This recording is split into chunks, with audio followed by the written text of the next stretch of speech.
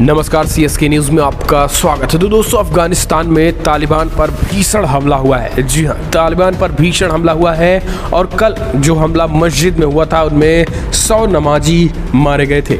अब तक 100 नमाजी मारे जा चुके हैं, लेकिन अब इस बीच बहुत बड़ी रिपोर्ट निकल के आई है। आखिर इस हमले को अंजाम किसने दिया था वो भी खुलासा हो चुका है। लेकिन सबसे बड़ी खबर, क्या अब अफगानिस्तान गृह युद्ध की तरफ बढ़ रहा है? तालिबान और ISI, जी हाँ, इस्लामिक स्टेट ने इस हमले की जिम्मेदारी ले ली है और अब अफगानिस्तान में तालिबान सरकार पर मंडरा गया है इस्लामिक स्टेट का खतरा। तेजी के साथ ताबड़तोड़ हमले ISI कर रहा है। ऐसे में अब IS और तालिबान आमने सामने होने की वजह से अफगानिस्तान में गृह युद्ध का खतरा मंडरा रहा है। ऐसे में एक और डेवलपमेंट इसमें हुआ है कि Russia, China, Bharat, Iran, Pakistan आज अफगानिस्तान वार्ता पर तालिबान से बातचीत करेंगे। ये बहुत बड़ी खबर। तो इसके क्या मायने होंगे और भारत किन मुद्दों पे बातचीत करेगा वो भी हम आपको बताएंगे, और कैसे ISIS ने अफगानिस्तान में मस्जिद पर हमले की जिम्मेदारी ली और जिनमें 100 लोगों के मारे जाने की खबर है, और कैसे तालिबान की नींद उड़ गई है। ये सब वीडियो इस वीडियो में हम आपको बताएंगे और जानेंगे कि कैसे कंगाल तालिबान की हालत ख़राब हो चुकी है। एक तरफ उसके पास पैसे नहीं है लड़ने के, तो दूसरी तरफ इस तरीके के हमले आखिर कैसे बर्दाश्त करेगा। तो दोस्तों, इस वीडियो को लाइक कर दीजिएगा और ज़्यादा से ज़्यादा शेयर कीजिए। दरअसल जो बड़ी अपडेट निकल के आ रही है, कल हमने आपको बताया था कि कैसे बड़े पैमाने पर भीषण हमला हुआ है तालिबान पर भीषण हमला अफगानिस्तान में हुआ है और इस हमले में लगभग 60 से ज़्यादा लोग कल रात में ही मारे गए थे। एक मस्जिद में यह हमला हुआ था। बताया जा रहा है, रिपोर्ट्स के मुताबिक बताया जा रहा है कि अफगानिस्तान के कुदुंज स्थित मस्जिद में ये आतंकी समूह द्वारा हमला किया गया था, जिनमें 100 से अधिक लोगों के मारे जाने की अब रिपोर्ट्स आ चुकी है। दरअसल अगस्त से लेकर अब तक देश में IS की ओर से हमले तेज हो चुके हैं और यहाँ तक कि इस्लामिक स्टेट के कमांडर देश के हर प्रांत में तैनात किए जाने की खबरें भी मिलने लगी हैं। वहीं न्यूज एजेंसी AP के अनुसार IS की ओर से इस विस्फोट को अंजाम देने वाले की पहचान उइगर मुस्लिम के तौर पर की गई है। इनमें कहा गया है कि हमले में तालिबान व शिया मुसलमानों को निशाने पर लिया गया, क्योंकि ये चीन का साथ देते हुए उइगर समुदाय को निकालना चाहते हैं। ये बयान IS की न्यूज़ एजेंसी अमाक की ओर से जारी किया गया है। जी हाँ, न्यूज़ एजेंसी अमाक ने इस बात को स्पष्ट कहा है कि ये निशाना तालिबान को बनाकर किया गया है, यानी जिस तरीके से, और ये उइगर मुस्लिमों ने ही किया है। उइगर मुस्लिम और IS ने मिल कर के तालिबान, पूरी तरीके से तालिबान पर यह हमला किया गया है। तो दोस्तों, एक तरीके से गृह युद्ध का खतरा जो है वो मंडराने लगा है। अब ये युद्ध क्यों हुआ वो भी समझिए। चीन के विरोध में ही ये युद्ध हुआ है, ये हमला हुआ है। दरअसल ISI का कहना है कि जिस तरीके से उइगर मुसलमानों को, हजारा मुस्लिमों को, तमाम ऐसे समुदाय हैं जिनको इग्नोर करके तालिबान चीन के साथ डील कर रहा है, तो वहीं ज़िंजियांग में उइगर मुसलमानों के साथ चाइना बार-बार व्यवहार कर रहा है।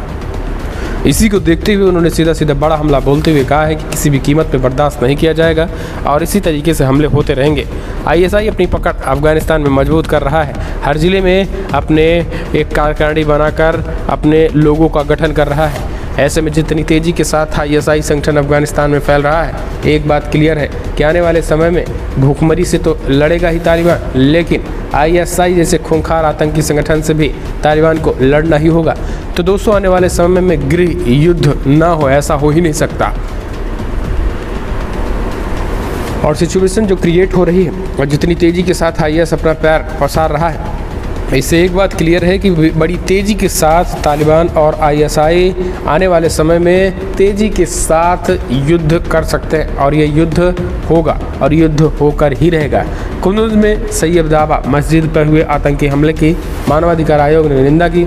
आयोग ने इस हमले को शिया व हजारा समुदाय को निशाना बनाने की बात कही। आयोग ने चिंता जाहिर की और कहा है कि समुदाय की सुरक्षा के लिए कोई सुनियोजित इंतजाम नहीं है। मस्जिद में शिया मुस्लिम नमाज पढ़ने को जमा थे जब तब हुआ है। इस बीच विस्फोट हुआ और ये एक सप्ताह में तीसरी बार धार्मिक स्थल को निशाना बनाने की घटना है। इससे 100 से अधिक लोगों की मौत हो गई और दर्जन घायल हैं। इस विस्फोट के कारण मस्जिद क्षतिग्रस्त हो गया है और अब IS अफगानिस्तान के नॉर्दर्न सेंट्रल एशियाई पड़ोसियों और रूस के लिए चिंता का विषय बन रहा है, जो सालों से तालिबान की वकालत करते आ रहे हैं। और आपको बता दें कि अब रशिया पर भी IS भारी पड़ने वाला है।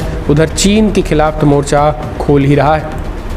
तो दोस्तों तालिबान था, लेकिन अफगानिस्तान में अब ISI यानी आतंकियों का जो अड्डा बन गया है और आतंक का जो पनाहगार बन गया है, उसके बाद से हम कह सकते हैं कि उनको और तरीके से करारा झटका लग रहा है। इस बीच बड़ी अपडेट, एक और डेवलपमेंट निकल के आया है, जहाँ पे चीन, रूस, भारत, ईरान, पाकिस्तान करेंगे अब तालिबान से बात। अफगानिस्तान के मुद्दे पे तालिबान संग चर्चा होगी। आखिर ये चर्चा क्या है? आखिर भारत इसमें क्यों रोल देख रहा है? भारत इसमें क्यों है? दरअसल चीन, भारत, ईरान, पाकिस्तान की भागीदारी वाली एक अहम बातचीत इस महीने 20 तारीख को होनी है। समाचार एजेंसी AFP की रिपोर्ट के अनुसार अफगानिस्तान में रूस के दूत जामिर काबुलोव ने गुरुवार को यह जानकारी रूसी पत्रकारों के एक सवाल के जवाब में दी है।